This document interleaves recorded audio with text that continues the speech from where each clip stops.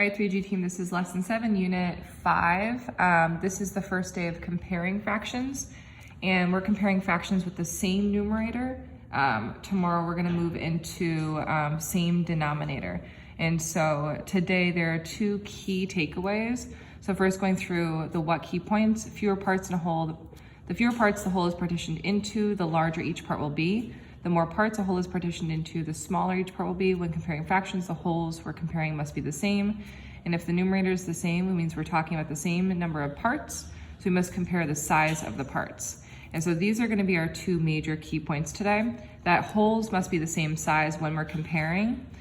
To be able to compare, our wholes must be the same size. And when we're comparing and the numerator is the same, we ask ourselves, what's the size of the parts and which fraction has a larger size part?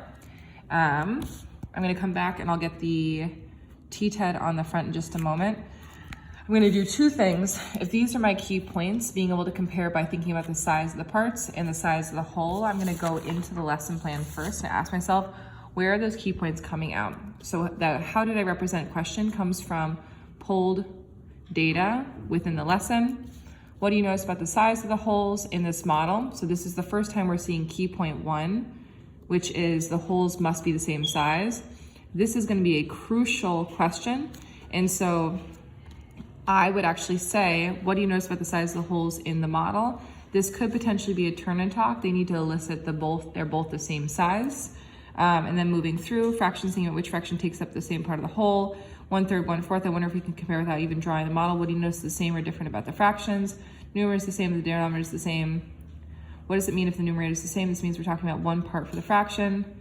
Look at the fraction strips. As the denominator increases, the parts are getting smaller. Why?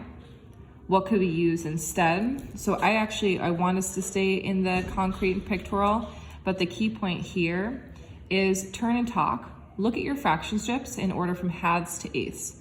What do you notice about the size of the parts as the denominator increases? As the denominator increases, and we're going to change this to a turn and talk because this is the key point number 2.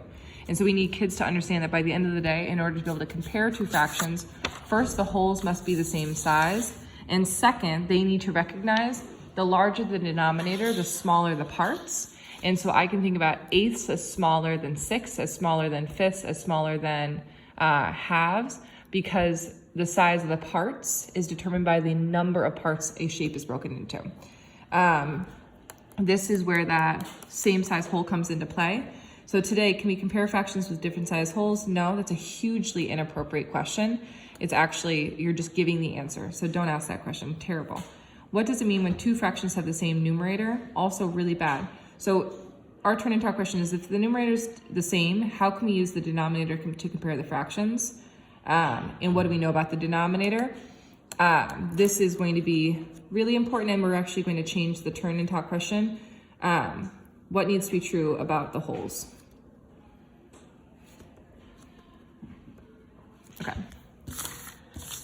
Okay, so going into here, what you're not going to see me model is the key scholar thinking or the desire scholar thinking for the problem, because you started to dig into that today in data day. So big problem today is who ate more, Genesis or Amira? Always going to stick with those knowns and unknowns. And what I really want you to see right now, I'm going to move my represent to here. They need to be able to create 2 equally sized wholes. They need to recognize that 1/4 needs to be decomposed into 4ths with a label of Amira and 1/3 with a label of Genesis. This is hard for them to see the difference sometimes. Labeling each part with 1/4 and then shading in 1 part of the whole. Ultimately, what we need them to be able to see is 1/3 are greater than 4ths because there are less pieces the whole is broken into.